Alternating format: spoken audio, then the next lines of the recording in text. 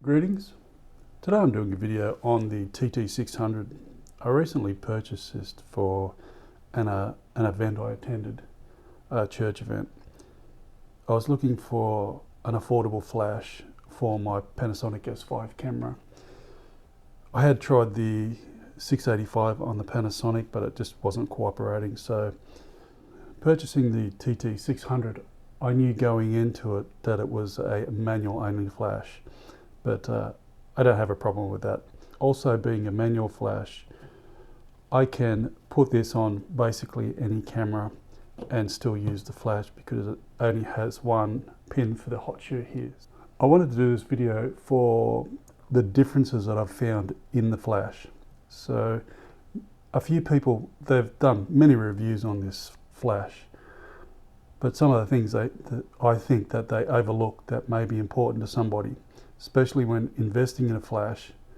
They may be the same brand, but different models. What I'll do is, I'll just turn the flashes over for now. And I'd say for the build quality, they're very similar. I'd say on the 685, the plastic is a little bit stronger. And there's not much of a difference between the two, but I find this plastic just a little bit stronger and maybe just a little bit heavier, but very similar in weight. We see the glare here, sorry about the glare from the light, the video light, but I'll try to do the best I can to remove that reflection when this is not a how-to either, this is just a look at the flash, the TT600, what I like about the flash and the difference between the 685 and the 600. Also, if you've seen my previous video on the X2T trigger, they work with both flashes, not a problem. They receive the signal from the X2T for the Olympus, the Panasonic and Olympus. So some of the differences that I found. If we go to the 685, which is this one here, I'll just turn that over again so we can see it's a 685. If I turn that on, I have it set in the manual mode, so we have the green screen here. If I turn the 600 on, we can see the differences between the two screens. The interface. One of the things I think might be appealing to new photographers, especially for flash, is the simplicity of this flash. So when we buy something, for example, if we buy a trigger or a flash, the novelty will wear off fairly quickly, so don't get hung up on buying something new. These are just tools and a flash for your camera. So I'll just turn that back to the same settings there. So we can see there we have the 24mm, both on manual and 1/128. So we can see here the simplicity of these buttons. We have the mode button, the zoom button, the high-speed sync, also the group and the channels. So it's set up relatively simple. Also, if we press the zoom function, we hold it on, we see the FN below that. So I'll just hold that down and we can go into extra settings here. So if I press set to go to the next settings, for example, if I want the backlight off, I can just turn that on turn it off, turn it on for 12 seconds or leave it on, which I just leave it on like that. And we have slave 1 and slave 2 using the optical function in the TT600. So I'll just, there we go, it timed out so it went back. And on this flash you go about things a little bit differently, but you still have the zoom functions here. For example, we press the zoom, see it's flashing there. Being a flash that has TTL through the lens, we have the option to have the zoom function. If we have, for example, a 24 to 105, for this flash goes from 24 to 200. It will go between that range automatically if you set the zoom to automatic. This one is all manual. So one of the things I do like about the flash, this TT600, is the actual scroll wheel to change the power. So I've had this for quite a few years now, but the scroll wheel I find it smoother. Hopefully we can hear it there. It changes in 1/3 of a stop. So as I said, I've had this one for quite a few years now. It's a little bit stiffer, but I do like the 600.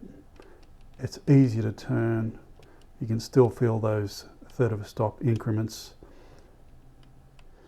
For example, maybe we go to 1/64 and we don't have quite enough light.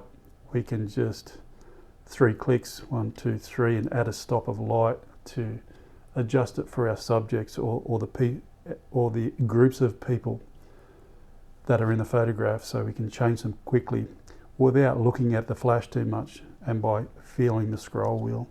And of course you can do the same one here with the 685. It's just a little bit stiffer and it does the same job. So the other thing as well I want to show is, I'll just turn these off for now and I'll move the trigger out of the road. So if I bring this one to the center and we see the battery door here on the 685, if I open that, it opens up relatively easily and we can see there the rechargeable batteries there. So fairly easy to open and close. So if I come to the TT600 and we see the door there, it's a lot stiffer. It's a lot harder to push it back into place, but it feels very secure. So again, if we open that up, we see our batteries there, our AA rechargeables, push it down, and it's a lot harder to push it into place, but it does feel very secure. So that's one of the things I've found. It's a lot stiffer than the 685. So on to the next point that I've come across. So being a very similar looking flash, I was expecting it to be a similar temperature for the flash, and I was hoping they would match up, but if we look at the flash, I'll just pull the light down so we can have a look, and hopefully there you can see that clearly, 2 different temperatures on the lens there. So one's a little bit warmer, one's a bit cooler. So if you're trying to match the flash to each other, may have to correct one to the other. So maybe a small correction gel on the 600 or one for the 685, depending which way you would want to go. It's a little bit different the way we go about it. For example, if we're photographing inside with tungsten light, we may have to gel the light for the tungsten light so we don't get different skin color tones there. And if you've been editing for any length of time portraits, and with tungsten light may have fluorescent and you're using flash as your key light, it can be quite a problem with the one side of the face may be lit well and the exposure looks nice, the colors are nice, and on the other side we have the tungsten light. It's a bit like here, we have a nice color here, but we have a tungsten color maybe on the other side of the face, which may not sound like a lot, but when you're editing, it doesn't look natural and it can be quite hard to edit those photos. So that's something to keep in mind. I'll just pull that back there again. It feels very similar, that they feel very close the way they're made. If Godox was to make an update for the TT600, if they were to update this flash and create another manual flash, I would like to see them incorporate the round head on a manual flash for Godox. And maybe where it comes to the interface here, the new V100, the 100 watt speed light that they've come out with, I'd like to see that interface on the back. As I get older, and many of the photographers get older, our eyes aren't as sharp, and to have that nice screen on the back with nice contrast, but still having a physical scroll wheel instead of having a touch screen to change settings. If it's on the camera, we can just change this on the fly as we're taking photos to compensate. So that's just a few of my thoughts and my observations of the TT600. If I was ever to give any advice on buying flash, I would probably buy the same flash to save that color temperature difference. And I'll put some photos up of showing that difference. So for example, I have the diffuser here, and it also causes different color variant. It's not much, but I have here what comes with the TT600, what come with my flashes is one of these very tiny soft boxes here, and you can see there how it's just a Velcro system, and it can wrap around the end of the flash there. And I'll show a few of those pictures. For a purchase, for a flash, I can use this on other cameras, which I'm happy about. So I can keep this flash for other cameras if I decide to change back to Canon. This will still be used. They can both be used, of course, if we buy another trigger, depending on what camera it is. So this one's for the Panasonic and Olympus. You can still use these. Maybe use one for a hair light, maybe using a gel to create a colourful effect for a hair light, and using the 600 as the key light, depending on what scenario somebody wants to use it for. In the future, I'm considering getting the Westcott. There's a brand called Jimbo and manufacture flashes in China, and they're cross-compatible with the Westcott flashes. They look identical, different badging, maybe a little bit different interface, but their trigger looks the same.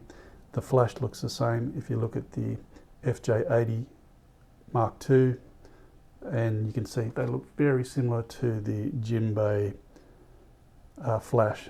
And there's been videos on they're actually compatible between the two brands. So I would consider that in the future.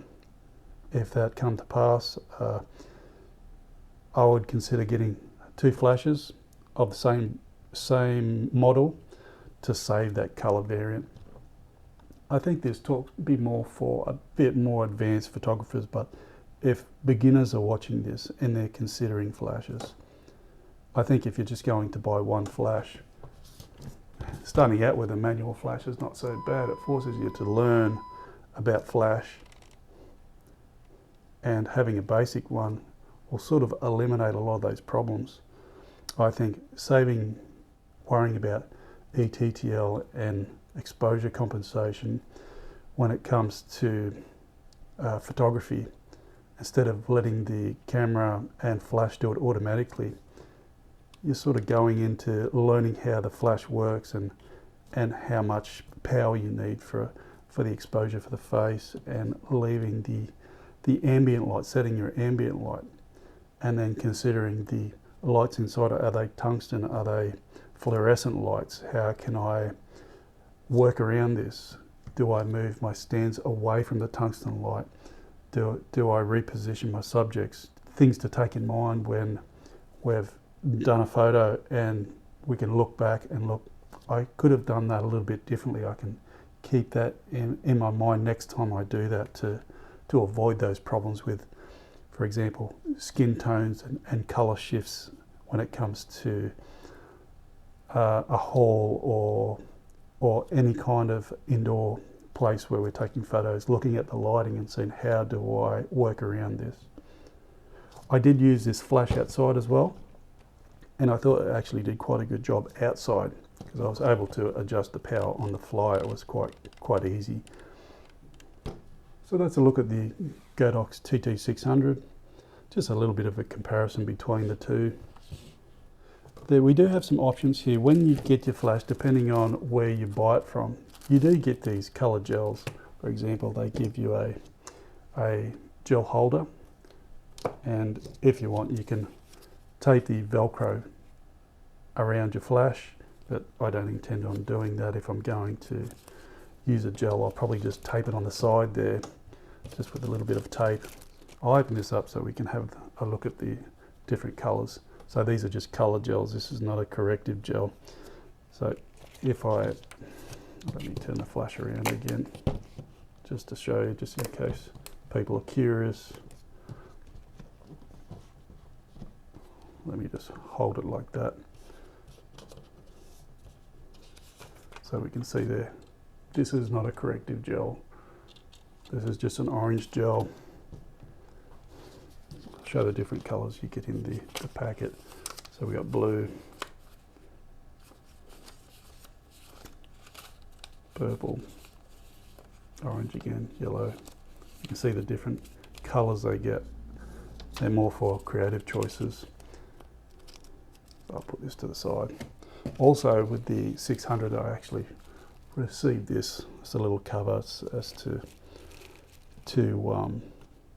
give the light a bit more diffusion, but I actually prefer the actual diffusion cap if I'm going to do that. And if you notice too, I put a bit of black tape here. This is for when it's in the receiver mode. For example, if I'm using the trigger, the X2T, and this is receiving the signals, so I can control the power settings from here. The red light flashes, and I'm not particularly fond of it. The 685 doesn't have that problem. But I guess I can flick these over, and let's turn that on. So I'm not sure if I can do this here. Let me see if I can put something underneath and we can have a quick look. There we go. So let's turn on the trigger. We're in manual. I'll change this to the mode that's needed. ETTL, let's change there. That's the wireless signal, that's what we want. I'll just press that again. So now we're in the slave mode, we're in the orange screen. So if I go to the mode there, we can go TTL on manual. So I'll leave it on manual. We're on group A here. So on group A, we're set to 132. What I'll do is I'll change this A, and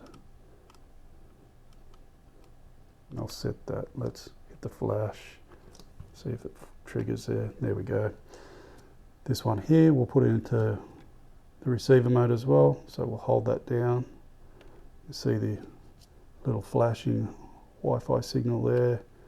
This is the master mode. This is the slave mode. So I'll hit OK. So we're on channel 2 for both of these. Channel 2, channel 2. We have channel 2 on the trigger. On here we are group A. We're going to make it group B. So this is the A, this is the B. So I'll go to B, and I'll go to our group here, press it once. Now we're in group B. I'll change the power. I'll hit set, and now if I hit the test button, they both go off. So what I'll do now is I'll press all. So we have group A and group B. I'll hold down that button. So now they're both selected, so we should see both of the power settings change. So we'll go over to 1/64. There we go, 1/64, 1/64. We hit set. And if we hit the test button again, and there we go. So that's it for the video. Peace be unto you.